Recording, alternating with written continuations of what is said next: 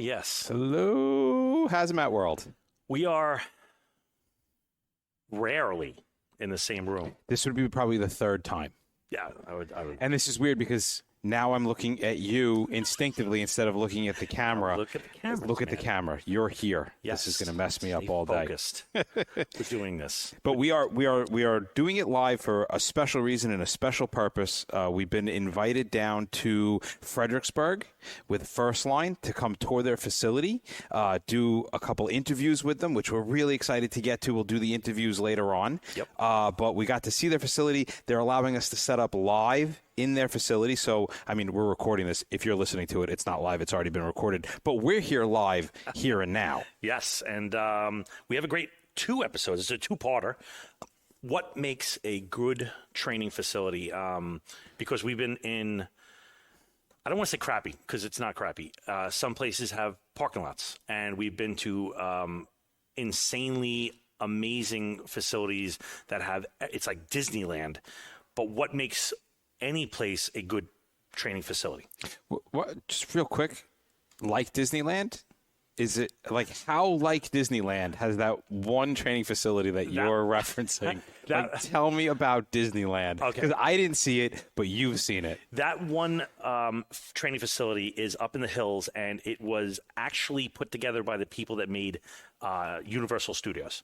So when you're talking about like ridiculous props and sound stages, it is like you're at a ride in Disneyland. It's another level. It's probably the coolest one I've ever seen. If you guys want to look it up, it's called Hazmat City in LA County. Very, very cool. Yeah, that's one I have yet to go to. But for the most part, we're going to be kind of talking today about tips to have a good training facility. Even if you're absolute bare bones, there are things that you can do to make the learning experience as well as the teaching experience the utmost receptive to the students and the instructors as well. And it kind of all starts off with the classroom, right? The classroom is going to be our primary hub for everything. Even if you're doing hands-on, everything kind of starts in the classroom. And one of the first things that's super, super critical and probably the most annoying to both guest instructors as well as setting it up is going to be the AV equipment. And the AV equipment, there's so many different facets to the AV equipment, and if one of them fails, it can literally send your entire class into a down spiral. And we're not just talking about like the technical setup and the technical connections and the buttons and the wires and crap like that, but just thinking about something like a comfortable view for everybody in the room, right? I need to be able to make sure that everybody can see everything at any moment in time. People aren't straining. So when you're thinking about how AV gets set up, you need to look at it from the perspective of every student in the room as well as your instructor. I like that. What I will say, all right, I'll ask you the question. Okay. Do you like multiple TVs or one projector screen? I much prefer multiple TVs. Okay. Do they have to be gigantic? No, they don't have to be gigantic. They have to be comfortable for the student to be able to see. And if you're going to do smaller TVs, they also need to be set in such a way where I can be in front of the classroom teaching and I'm not blocking what the student experience is seeing. So they're seeing both me and the TV at the same time. Fair enough. I like that. They have to be, and you know what? The other thing is they have to work easily. I prefer things that are difficult and a struggle. It seems to be. Sure. It seems to just kind of concur with my life that it works better if I have to struggle to get to it. But yes, nothing is more the heart-pounding experience you have as a guest instructor walking into a facility and they're like, "Oh yeah, no, we have the old, 1984 connection to this computer." You're like, "Come on." Awesome. Yeah, that's never good. But, speaking of ease of function, right, we can also talk about connecting outside equipment. As a guest instructor that walks into a lot of facilities, the ability to connect with various things is it's really super critical. Mm-hmm. Especially with like a lot of things having phone apps. I'm going to say that's probably one of the hardest things to get to connect is like screen mirroring. On the phone. I don't know. I know. Oh, just connect it with the Apple cable and all that stuff. It never works right. I'm going to say if anybody out there is listening to this, please take 5 minutes and figure out how to do that shit because that doesn't work. But, you turn around and you sit and you go, okay, well, it's a phone. Why do you need to connect your phone? More and more of the stuff that we access in the field is going through our phone, right? We have things like your ERDSS is something you might want to train on. We're here at First Line today, right? They have an incredible app experience on their phone. And in order to show the class what you're doing, yes, everybody could go on their phone, but how many times are you walking around a classroom where you're trying to teach on the phone and somebody's going, oh, mine's not doing it. And then you got to walk over, you got to look through their phone, you got to look. If you have your phone accessible to everybody else through the big screens, you don't have to do any of that. It's easy, it flows, it's smooth. Phones are not going anywhere. If your classroom is not equipped to be able to mirror a phone, you are missing out tremendously. Right. And I know we're going to come back to this, but access to like YouTube. Yeah. I cannot tell you how many times I've gone to, and a new trend in just PowerPoints, if you use that thing, is the ability of lightening up the file by referencing a YouTube channel. So instead of embedding the actual video file, you actually just give the reference to YouTube, and therefore it's a very thin, lightweight file now. And it's not like you need a freaking hard drive. But the thing is, like, a lot of places, they either have crappy internet or they have like such a firewall. And I understand the IT component of this thing, but at the same time, maybe make a small workaround where YouTube is whitelisted on that. Right. Especially now, you get these people who are, this is the problem when you have, 60, 70-year-old people that are like afraid of the internet and they don't really understand what the limitations are or how they're limiting a class by being like, oh no, our HR department says that we can't have that. It's a total waste of time. Right. Kind of mirroring the phone. You like that, mirroring the phone? I like that. Is overhead camera function. Right? How many times have you been in front of a class with, say, a tiny little meter, and because I don't have a blown-up version of that meter, I'm trying to push buttons and show them how to use it, and yet the furthest student is 30, 40 feet away from me. So to be able to have overhead camera functions where I can take the meter, I can take the device, and I can display it in large format on, hopefully, multiple screens, it allows me to be able to give them a better experience, understand the buttonology, understand the features and the functions of the equipment that we're dealing with. And we deal with a lot of handheld devices. So an overhead camera function for anybody who's doing a hazmat class is an absolute must. All right. So I've been to a bunch of classrooms and they have the little PTZ camera up on the top, and you're like, oh, it's great. Can we use this? They're like, no, it was installed in like COVID and nobody knows how to use it. Right. And so I'm like, dude, that camera can be really, really useful for us. And you couple that, during the COVID era with like internet function. Like the fact that a classroom in today does not have internet is just about unacceptable at this point. We're constantly looking up information on your phones. Nobody says, oh, let's break out the ERDSS, or I'm sorry, ERDSS. I mean, like the NIOSH or the book. Yeah, you might have the books, but everybody's using their phone. That's what today is. So the information that is gathered from the internet shouldn't be limited by this. A lot of people, and I'll say, the previous generation was very anti-internet in the classroom. I think, I'm like, oh man, I'm going to get some fire on this one, but I hope so. Because they couldn't be called out. If they said something false, you couldn't fact check them in real time. Yeah, I think there is definitely a fear among, people they don't embrace that idea either. No. Like if I know this is not the topic of a good training facility, but if you do now have the ability to be called out, not maliciously, but sometimes it's just people trying to understand. They want that extra depth of layer of knowledge.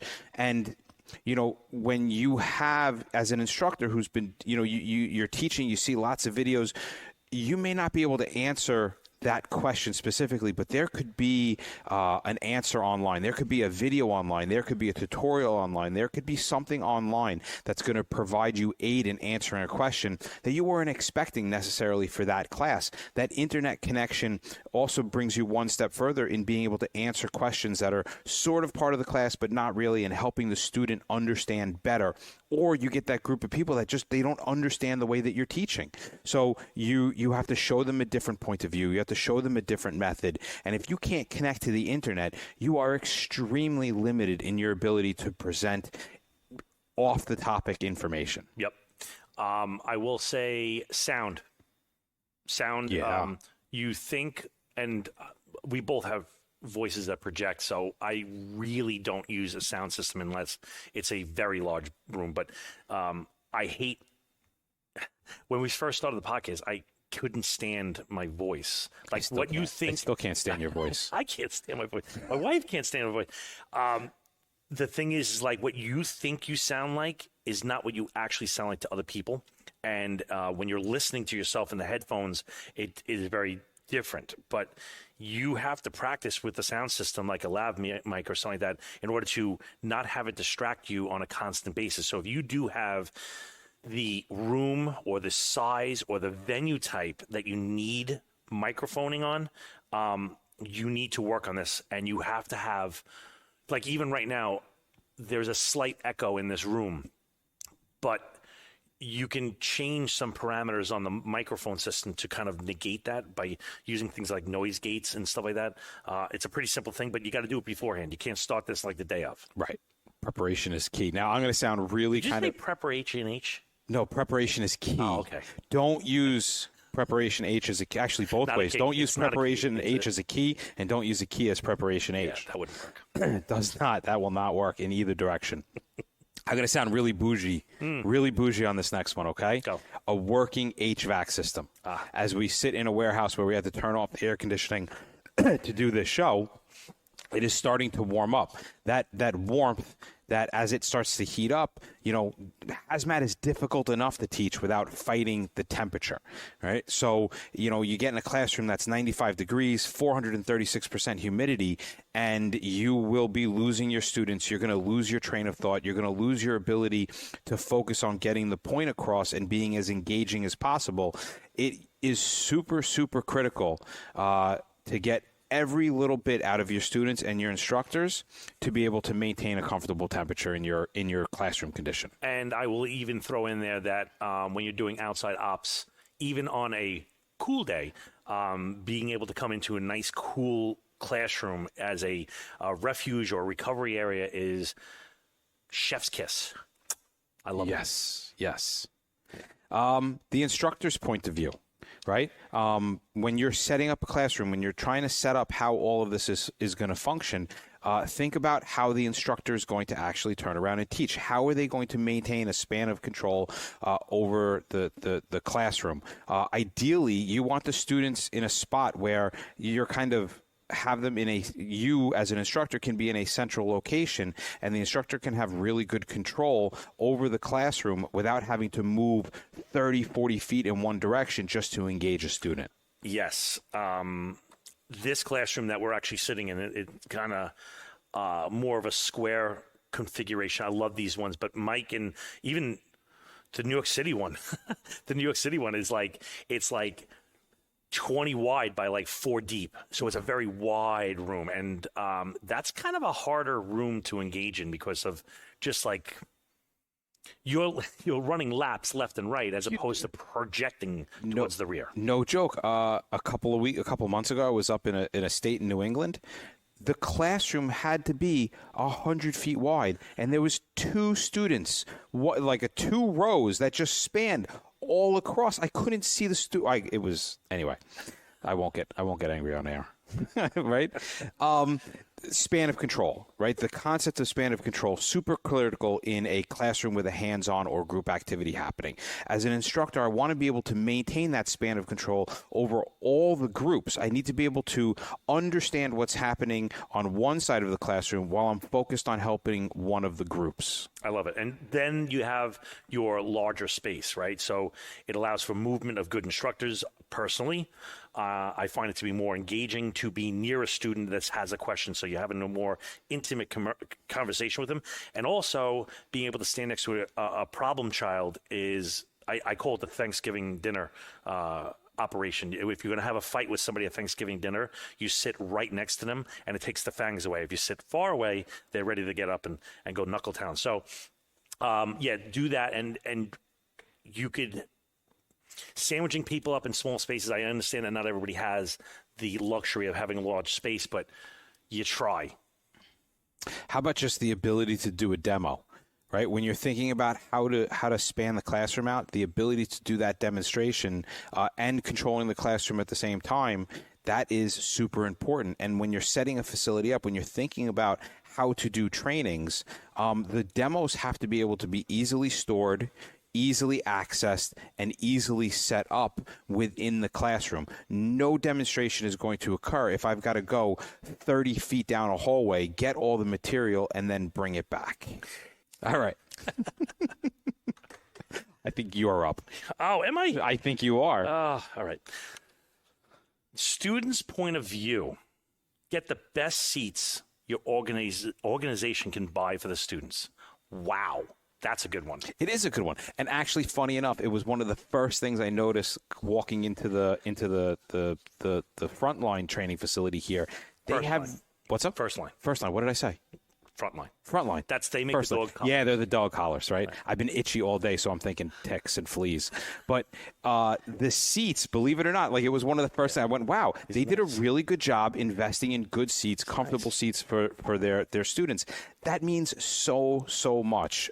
Just being able to, if I'm sitting someplace for 6 hours, by the time I hit that 6 hour mark, like the material is going to suck. I'm going to be bored to death. Yep. If I'm uncomfortable as hell, that's going to just make the student experience that much worse. I'll tell you, I don't know if it's BJ's or Costco or they have these plastic chairs. They're not expensive, and they are incredibly comfortable. Oh, they got the little ass pad. Yeah. Yes. It's like a little, like the depression for the rumpus. Right. So you don't have to spend a lot, and you don't have to get anything fancy, but it's important to think about your students. Another thing is going to be your placement of TVs, right? So you want the spacing to be well done. Are you a fan? All right, real question. Are you a fan of having an additional monitor in the back of the room for the instructor to either see the presenter's view, which I think is a complete waste in the back of the room because you can't see the freaking notes if you had them. Right. But just seeing, so I don't have to crane my neck left and right every single 5 seconds to look at what they're looking at. Okay, well, this is my answer is going to be really kind of, I don't want to say self-serving, but it's definitely going to blow smoke up my own ass. I don't use the presenter's view because if you need to know what's coming up next on your slide, that means that you are relying way too heavily on the PowerPoint to teach your class. Okay. You have no clue what you're actually talking about. And if you need to read the notes, then you did not prepare yourself before class. So no, I personally don't like that. I do, however, like to be able to see the material that is being displayed to the students. That way I can reference the screen in real time. If I have something in front of me, I can be like, okay, look at line 3, look at line 2, let's look at this. It allows me to reference easier. But necessarily for me to be able to view what slide is coming up next, to be able to read the notes so the students think I know what I'm talking about, no, I find that totally useless. All right. You heard it here, folks. Good stuff. Go. So we talked about the classroom setting for a little bit, right? Which is it's probably the spoke in the wheel of all things training. But as we start to go on and we move outside of the classroom, we start to talk about the hands-on activities. And, when we are setting up a training facility, when we're trying to think like, how can I get the most out of this space? You need to be able to focus on hands-on to be able to get the best training experience. So there are questions that need to be asked and answered to produce the best possible result. And the biggest question you can ask myself is, how can I set this up to make it as realistic as possible? I like that. Okay. And also, so don't think just because you have a facility, you have it all covered. Like you're going to have to move or maybe even use the academy or the location a little bit differently. Like first of all, are you refreshing or is this a new activity, new certification? Very different things because when you're refreshing, and this is my little two-story, like if I'm refreshing, people will go, we did this before. Well, maybe refreshers you can't redo every year, but for new people, they've never seen that shit before. So yeah, you can do it over and over and over. Right. It changes your level as an instructor and somebody setting up the class. It changes your level of engagement to the student in that activity, right? So something that is a new activity, it's going to require different things. It's going to require the instructor to be more involved with making sure that that student does it right. All right. And you want those situations to be as real as possible so they get the best knowledge and understanding. When you're talking about a refresher class, you just want to make sure that they've retained the information and that they see it again in a much less realistic format or a less built up style so that you know that they can refer back to that initial training when the time comes. And you want to do that in a setting that they can visualize how the instructor will present to the individual student or maintain the presence in class. You don't want to separate the student from the class. The class participation during a hands-on, or even if it's just watching the event again, will help the student learn a new activity and setting up your training site so that this is critical. One thing I want to throw in there is, what are your thoughts about recording for unforetold situations? Let's say a blizzard comes in or extreme heat, where now we can still do some minor league hands-on skill sets, but in a classroom setting. I don't think it's a primary. I'm saying just this is the parachute for we fell out of the plane kind of thing. Well, I think recording hands-on activities for refresher style things is not necessarily that bad of an idea. I think it's a great way to allow people to review information and visually see it. Okay. And as long as they have the proper hands-on training initially, that visual cue will help them trigger the memories of what they did during their initial. So that's why that initial hands-on is so critical, that it has to be realistic. It has to be something that is situationally dependent, because that's when their brain goes through their card catalog to perform an operation, that's what it's going to revert back to. The refresher is there to just make sure that the memory of that incident is clear and accessible when they need it. I like it. So the level of activity and the interaction of the instructor to the student during a refresher class needs to be able to vary, unlike an initial, right? As an instructor, I don't want to waste my time on a student and their activity if they're strong in that activity, right? If they're weak in a particular area, I want to be able to recognize that, and I want to be able to bump up the refresher skill to match their memory loss in that activity. And that holds true to all levels of refresher. So in setting up a training facility, the ability for the instructor to be able to concentrate on the student as well as the class in general, that needs to be something that is focused on. I don't want my students to be breaking off into different sections where now I have to worry about what they're doing over here at the same time I'm trying to evaluate the skills of the student that's in front of me. Even something as simple as, where is the equipment coming from in the hands-on, right? I don't need to be going to 50 different locations to try to pull, the different props that I need, the different materials. I'm going to scatter my students. I'm going to lose them. And it can be very, very difficult to perform a skill and activity in an area when logistically everything is in different locations. I love it. And we'll wrap this one up with the crew, your logistics guys. And I've been to classes that I was the logistics guys, which really stops the day every single time. We got to reset and then instruct. That's a very difficult thing to do. But if you can get a logistics guy, and I'm not saying that they reset, but also they know where stuff is. We've gone to locations where they're like, oh, Vic's off today.